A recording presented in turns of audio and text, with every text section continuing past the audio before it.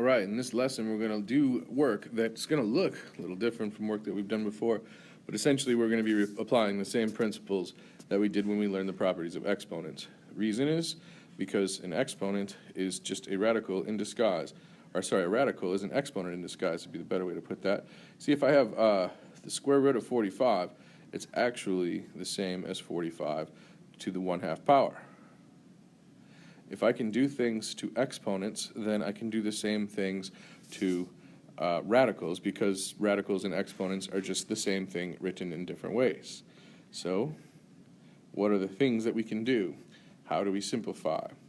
Now, this skill, by the way, is something that we use in upper level math quite a bit. It's not like it's going to be really important to simplify square root of 45, but the skill related to that simplification is something that you're going to use as you pursue your studies in mathematics further.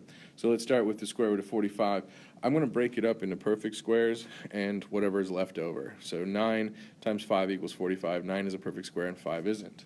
So now my assumption is that I can do this. Break it up into the square root of 9 times the square root of 5. That is to say, the square root of a product is equal to the product of the square roots. I think that's true, but I was wondering why, and this goes back to the notion that when we take numbers, oops, we're going too fast here.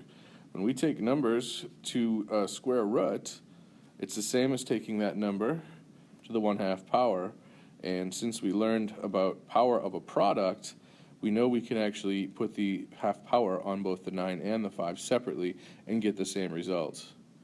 So instead of writing square root of 45, we could write 3 times the square root of 5. And again, this is a skill set that's going to come in handy as we pursue further mathematics. So using the same technique then, we have the square root of 200. I'm going to break it up into 2 times 100 because 100 is a perfect square and 2 is not. Take the square root of 100, it's 10. Take the square root of 2, that's the square root of 2. So I don't know. Now this is something we should be doing. I'm not showing this for every single question that I did, but you should be using this as your back of the book or answer key for every one of these questions. If you're asked to simplify the square root of 200 and you say it's 10 square root of 2, then the square root of 200 should give you or produce the same value as 10 square root of 2 does. And I can see here it does. So make sure that you're using, that you're checking your work and checking the validity of the claims that you make.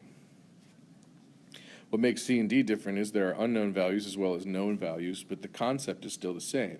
We're going to break up into perfect squares and not perfect squares.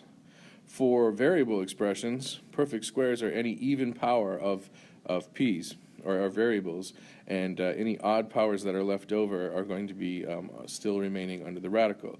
So 25 is 5 squared, p to the 4th is a perfect square, 3 is not, and p is not. So I break up perfect squares, not perfect squares. Power of a product, we can separate those radicals, and then 5 times 5 equals 25, and p squared times p squared equals p to the 4th. So really, I'm literally taking half the exponent because the square root is the 1/2 power. I take half the power. That's what's going on there, people. And observe, my method for checking when I have variable expressions is a little different. If there's only one variable, we can use function mode. If there's more than one variable, we'll have to use the techniques that we learned in the last section. But for now, if there's one variable, we could just replace the p with x and put into function mode the given question or the given stimulus and the response, and make sure that they each produce the same values. No matter what x is, the top and bottom expression should be the same value. And I verified that, so it works. And last, on this slide, we're talking about the square root of 98 m cubed n to the 4th. So I bake all the even powers and perfect squares, all the leftovers. So the 3m is a square root that I do not know, so I leave it, but the square root of 36 is 6. M squared square rooted is m, and then n squared times n squared equals n to the 4th, so I've got that square root there.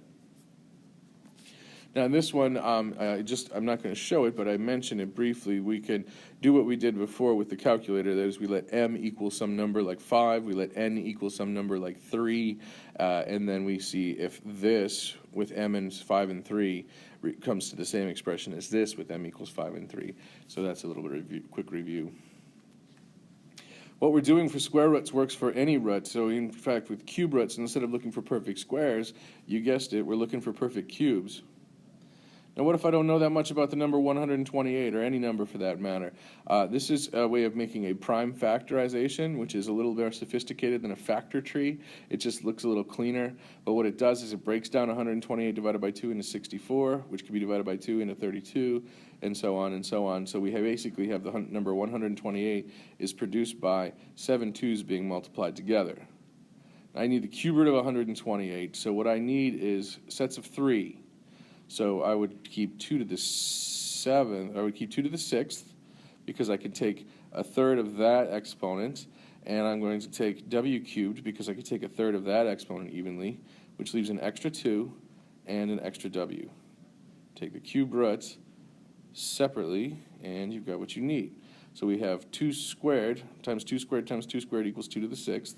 W times w times w equals w cubed, and the cube root of 2w is still left over. Now you want to be careful about your notation, because it's really easy to see this could be w cubed or the cube root of 2w. So a lot of times what you can do, besides leaving a little extra space to make sure that the cube root stays with the root, would be to put a times symbol or a dot in between, so we can separate the two numbers. So this is going to be 4w times cube root of 2w. And so again, this time, once again, we're looking for perfect cubes. 40 is 8 times 5. 8 is 2 cubed. X cubed would be the 3 out of the 5. We take 3 out of the 5 to make a perfect cube. There's going to be 2 x's left over. We're going to take 6 out of the 7 y's, because that's a perfect cube. There's going to be 1 y left over. So the 5 from the 40, the x squared from the x to the 5th, and the y from the y to the 7th are leftovers. These are all perfect cubes. Cube root of 8 is 2. Cube root of x cubed is x. Cube root of y to the 6th is y squared. Notice again, what am I doing? I'm taking half the exponent, or a third of the exponent. 1/3 of the exponent. And so leave the rest and separate them with a multiplication sign, just to make sure we know that's a cube root. For our last one, I'm just going to, again, show you that you can break down a number into prime factors and recognize then the number of repeated factors that are here. Notice also we have a 4th root. So 48 is really 2 to the 4th power. I knew there would be a 4th root in there somewhere, times 3. So I write 2 to the 4th. Then I'm going to write a to the 8th, because that is an even power of 4. And b to the 4th, there's going to be 1 extra 3 left over and 1 extra b left over. So cube root, or 4th root what I can. 4th root of 2 to the 4th is 2. 4th root of a to the 8th is a squared. 4th root of b to the 4th is b, times or multiply by b, the 4th root of 3b.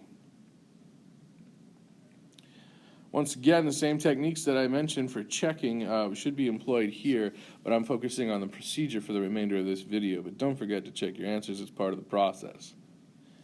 Quick reminder down in the corner over here to show you that what we've been using is power of a product. We treat the radicals as if they are exponents, because the radicals are exponents.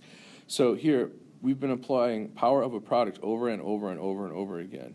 It follows, because product and quotient are kind of the same, or very similar operations, the product of the quotient rule works exactly the same way, and we're going to use product of a quotient so that we could break apart the 7 and the 16 into perfect squares and not perfect squares. Since I know the square root of 16, I write the square root of 16 separately, and so we get 7, or square root of 7 divided by 4. So I could take 7/16 and then take the square root, or I could take the square root of 7, then divide by 4. I get the same result both ways. Up in the corner, up in here, we have the square root of 3, which I don't like, and we have the square root of 25a squared, which I do like. So I separate them into 2 separate square roots. The top one I leave alone, the bottom one I square root, and we're good to go. Here again, top one, cube root, 5x. Don't know what that is, so I leave it alone. Cube root of 27, I know what that is, that's 3, so I'm good to go. Finally, before I conclude this lesson, I would like to point out that we are utilizing power of a product or power of a quotient. There is no power of a sum. So like here, for example, when I say the square root of 5 squared plus 4 squared, a lot of students will mistakenly say that's equal to square root of 5 squared plus the square root of 4 squared, which is 5 plus 4, which is 9. Now, if you stop to think about this long enough, you'd recognize that 5 squared is 25, 4 squared is 16. If you had 25 and 16, you get 41. 41, if I take the square root, is not 9. So there's no way that this is right. This is absolutely horrid. It's based off the principle that power of a sum does not exist. We were never able to square the a and the b separately. We had to FOIL this thing out in order to make it work. So you can't do power of a sum, which means you can't take the radical of a sum, because radicals are just exponents in disguise. So doing either of these two things is what I qualify as a major math crime that'll put you in math purgatory for the rest of your life. All right, thanks for watching.